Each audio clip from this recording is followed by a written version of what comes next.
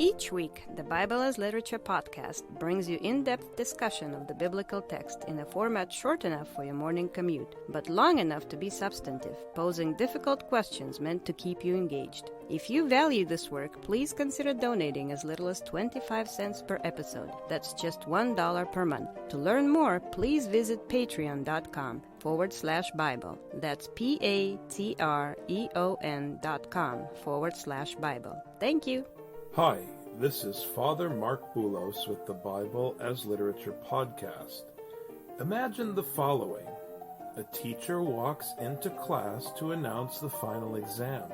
If you do well on the test, she explains, it is not because of you. You are clueless.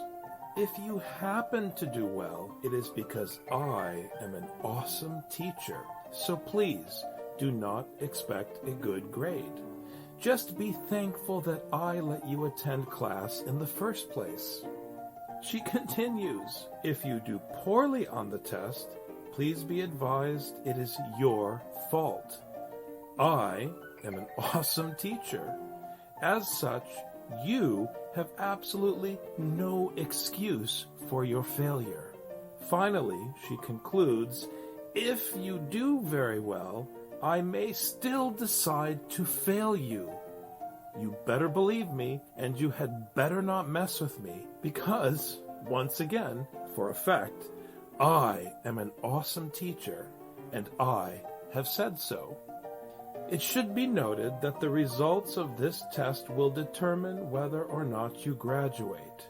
So you have to attend class. You have to work hard and study, but you get no credit and there are no guarantees. Being saved by grace doesn't sound so fluffy anymore, does it? Richard and I discuss the Gospel of Mark, chapter 11, verses 12 to 18. You're listening to the Bible as Literature.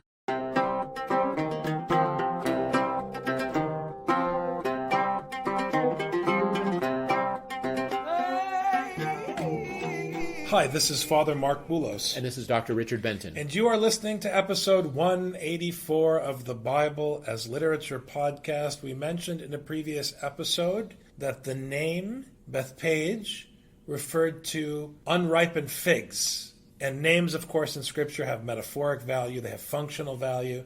And so now we're coming to this discussion of the fig tree and the question of fruitfulness. Does Israel bear fruit? Does a Gentile who hears the word bear fruit? Do the 12 bear fruit? You receive the Lord's grace in the gift of his instruction, his seed. Are you a soil in which that seed will flourish so that others can eat from its produce? Or are you a soil where that seed will be choked? That's a fundamental question in Mark. Up to this point in the book of Mark, it's been about planting, sowing. But what happens after the planting, when it becomes late, it becomes time for the harvest. And so now he left Bethany, the house of the poor, and he's hungry. He's going to be looking for food, and where do you find food? Those are the fruits of the harvest. So now Jesus is saying, look, I've been doing what my dad told me to do, and I've trusted my dad all along.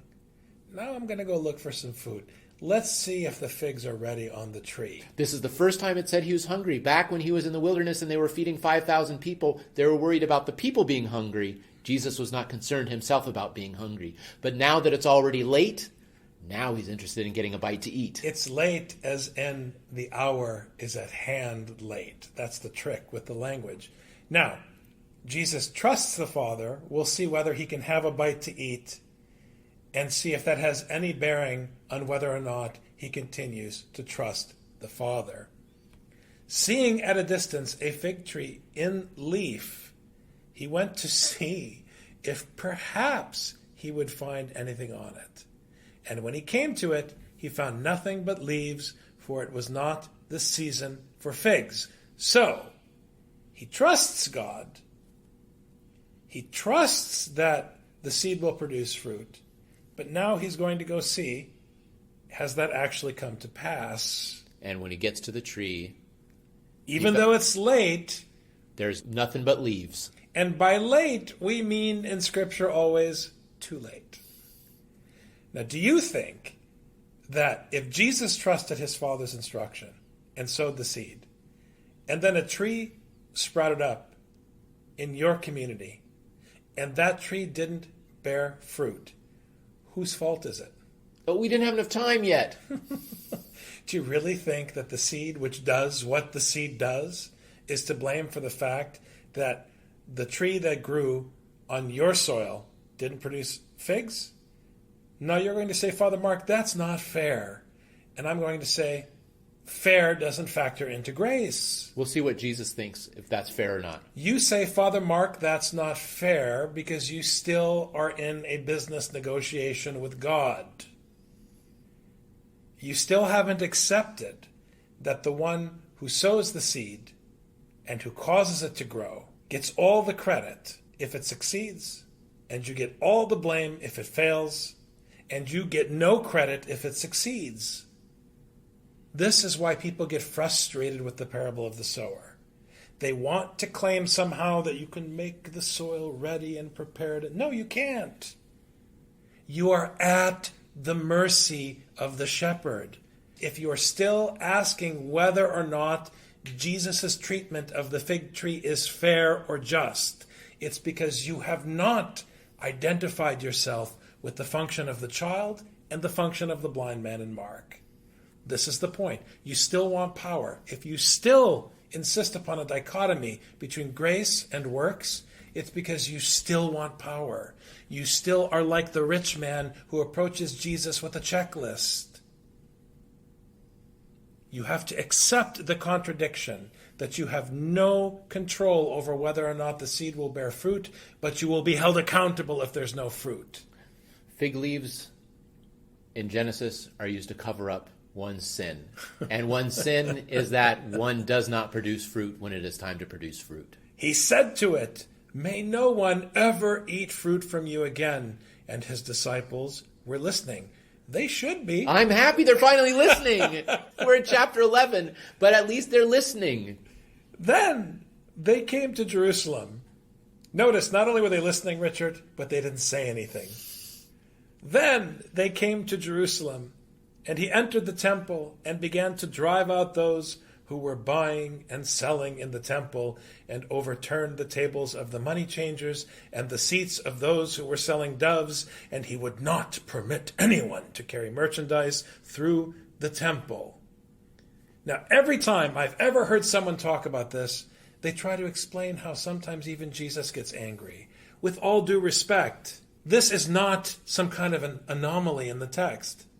If you're reading Scripture correctly, Jesus has been the authority figure who's frustrated all along. He tried to get out of Jerusalem last episode, but he's having to come back and having to face the reality of what's there in the temple. If you understand Mark, you should be shocked it took him this long to start tipping tables over. He was just trying to avoid the temple as long as possible. And he began to teach and say to them, "Is it not written, my house shall be called a house of prayer for all the nations, but you have made it a robber's den." And the operative terminology and phraseology from this excerpt from Isaiah is the mention not of a house of prayer, but a house of prayer for all the nations. If it's for everyone, what are you buying and selling? What do you possess? Are you using authority to lord it over others, or are you showing mercy? I think it's significant, Father, this comes from the last section of Isaiah, which is an eschatological section. Often I've heard this section in Mark used to discuss whether it's okay to buy and sell, or whether it's okay to buy and sell inside of a church, this sort of thing. Jesus performs an action. This often happens in the prophets.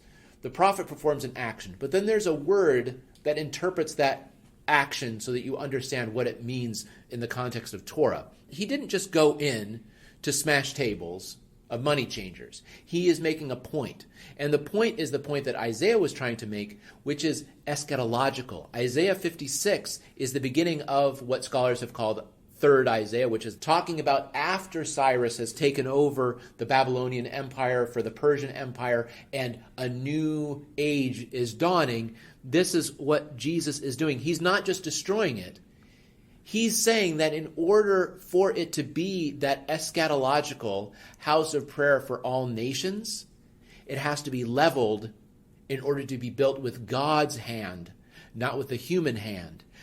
Then he follows it up, but you have made it a robber's den, and the robber's den is proving the rottenness of the human being.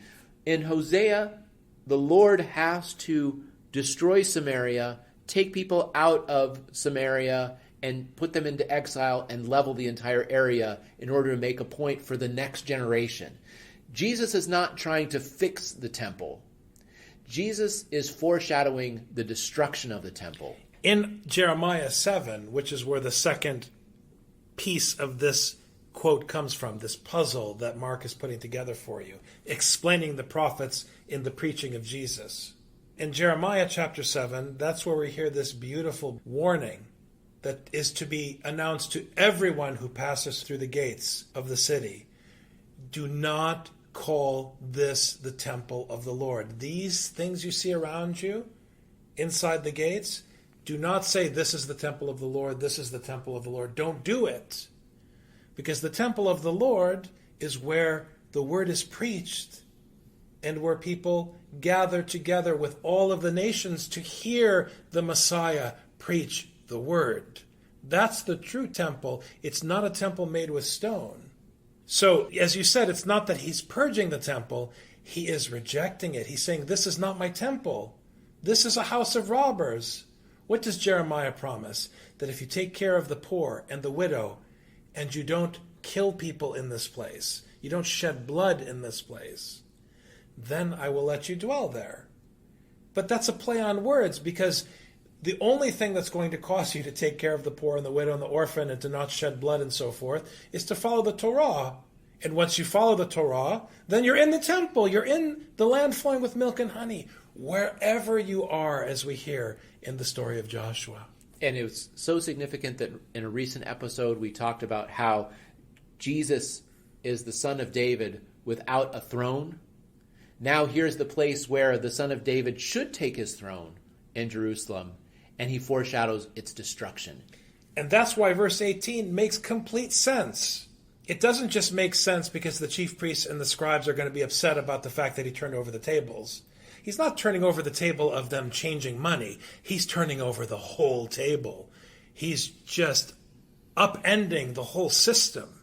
The chief priests and the scribes heard this and began seeking how to destroy him, for they were afraid of him, for the whole crowd was astonished at his teaching. And again, the chief priests and the scribes, as we said earlier in Mark, are interested in the same thing that Caesar and his court are interested in. The mob. The mob. What does the mob think? Do we have some bread for the mob? Can we throw a circus to keep them under control? No, you can't, because now the gospel is on the move. The leaders cannot afford to have the people be amazed in something else. And if you don't understand what I'm saying about the gospel being on the move, answer me one question. Why, in the modern age in China, they would not allow house churches, only institutional churches? Why? Because heaven forbid someone actually read scripture without a license and figure out that the government of China has no power before the shepherd. Heaven forbid. In other words, the government of China, any government that's interested in oppressing people, doesn't want to hear about Jesus saying, I'm not interested in your table fellowship, which is a table fellowship of extortion. I'm interested in the table fellowship of the nations. I set a table here so that Jew and Greek would sit together. And you set a table here so that Jew could steal from Greek and Greek could steal from Jew. And everyone's still trying to figure out why globalization doesn't work. It's a lie. It is a lie and a betrayal of the proud heritage of American liberal values to claim that you can create a brotherhood of nations through money changers. And we're going to pay a price for it. You create the brotherhood of nations by taking care of the poor and the needy and the outcast and looking after the widow and the orphan and making sure, as Jeremiah said, not to shed blood. come on. As Jesus said, you make yourself a slave of all. The first must be last, and the last must be first.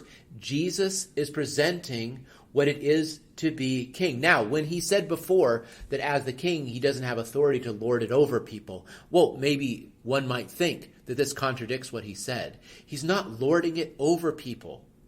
He is making the point that was already stated in Torah on the lips of Isaiah in Isaiah 56, that all of this has to change. But the only one that does not change, as we've seen the disciples, are human beings. The next temple that the humans build is going to be just as corrupt as the last one. The only temple that has a chance of not being corrupted is the one that God builds. But the only way God can build his is if he clears the foundation and is ready to build. But as you said, Father, he's already begun the foundation of that, which is through Torah, and the human beings that read Torah and do Torah are already living in that Jerusalem, which is a house of prayer for all the nations. Thanks very much, Dr. Benton. Thank you, Father.